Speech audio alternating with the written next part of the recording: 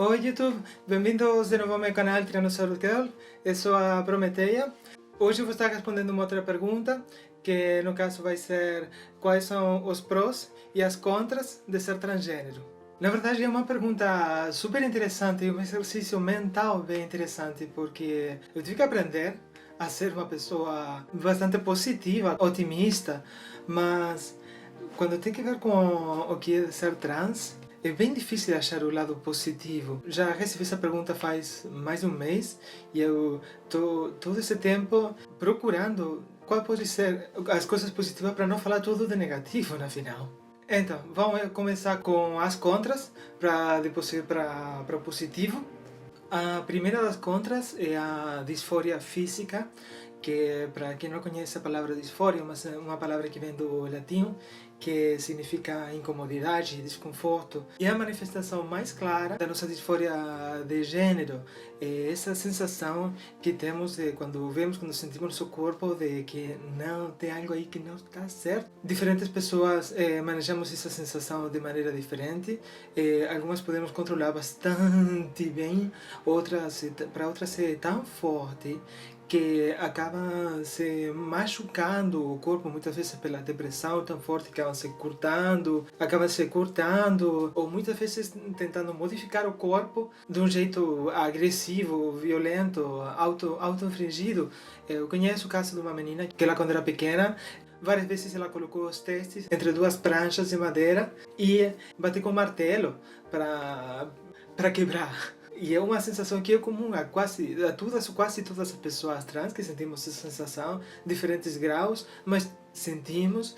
Além de que podemos controlar de maneira diferente, sempre é uma sensação que está presente cada vez que nos olhamos no espelho, cada vez que tomamos banho, cada vez que vamos ficar com uma pessoa. É uma sensação que está aí, sempre, constantemente, nos comendo de dentro. Depois tem uma coisa que é comum para pessoas que fazem a transição sendo novas, mas também para aquelas que fazem sendo adultos, e é a exclusão da família e a expulsão da casa. Ainda que nos últimos anos tenha uma corrente de pais muito mais compreensivos com os filhos, muito mais tolerantes, ainda é a realidade para a maioria de pessoas trans, que no momento que elas, sendo adolescentes, comunicam para sua família que são transgênero e que vão transicionar, os pais acabam jogando eles fora, jogam eles para a rua, apagam eles completamente de todo o âmbito familiar, tiram o apoio que é necessário para uma criança, para um adolescente que ainda não é um adulto,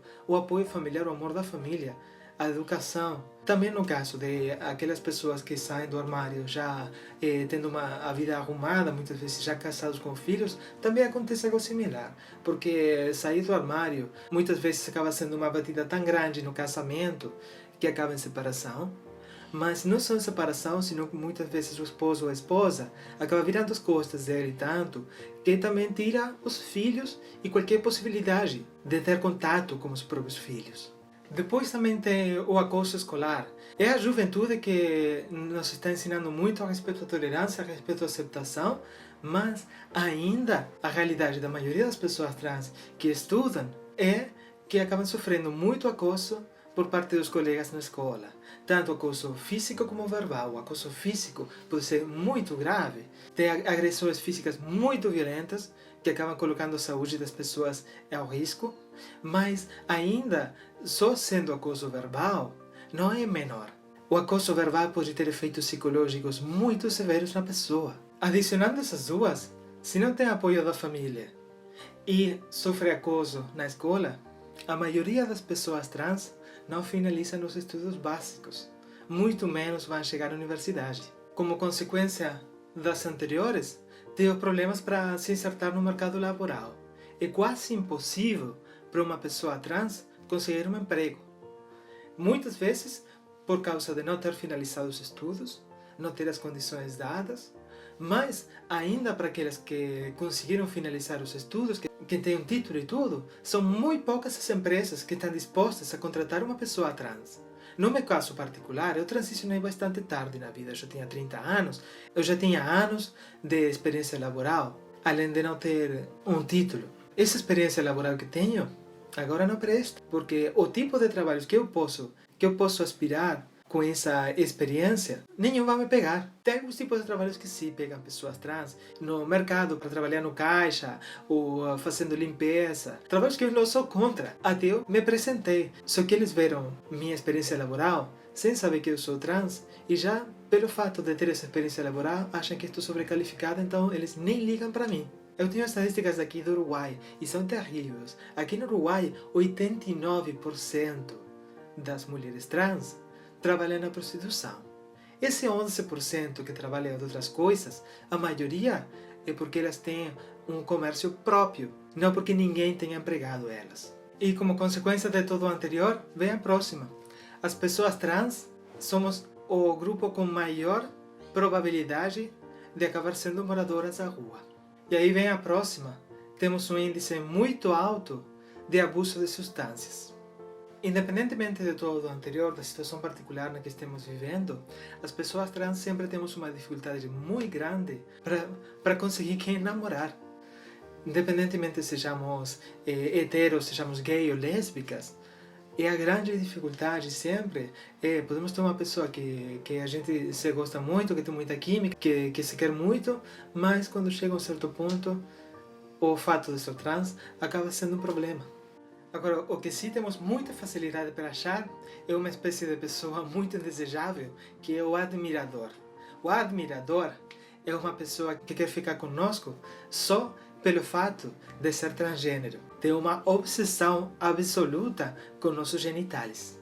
Depois está a violência nas ruas. Todas as pessoas trans no mundo inteiro, além de que alguns países têm melhor que outros, saímos com medo na rua. Medo de ser agredidas também verbalmente, quase sempre gritam coisas para nós, se riem, fazem piadas só pelo fato de não gostar de nós, ou também nos agredem já fisicamente, têm batido em pessoas trans. Mesmo a polícia tem batido, tem matado pessoas trans só pelo fato de ser trans. E tudo isso anterior leva a que o 41% das pessoas trans tentem se suicidar em algum ponto das suas vidas. Depois tem o custo financeiro de todos os procedimentos médicos, quirúrgicos, acompanhamento médico e uma coisa mais simples como é mudar todas as roupas que tínhamos e comprar roupa nova. O custo da transição é aproximadamente $180.000, ou seja, que é o valor de uma casa em muitos locais ou de um auto de super luxo. Se, apesar de todas as situações anteriores, todas as dificuldades, podemos conseguir esse dinheiro, o mais provável, esse dinheiro vai acabar indo para a parte médica, porque na maioria dos locais do mundo não temos cobertura médica nem pelo Estado, nem pelos seguros privados de saúde. Então essas são as contras que eu achei. Os prós que tem em ser trans, na verdade foi difícil, eu tive que pensar muito para conseguir achar algumas coisas como positivas, mas uma coisa que eu vejo que pode ser um pró, pelo menos no caso de algumas pessoas trans, especialmente aquelas que como eu transicionamos bastante tarde na nossa vida e tivemos um tempo importante socializando como o gênero que fomos destinados ao nascer, é que temos uma outra perspectiva um pouco diferente de algumas coisas, porque ao haver sido socializados como o gênero que foi destinado ao nascer, tivemos um outro tipo de experiências diferentes, então podemos entender um pouco de outra maneira ao gênero oposto.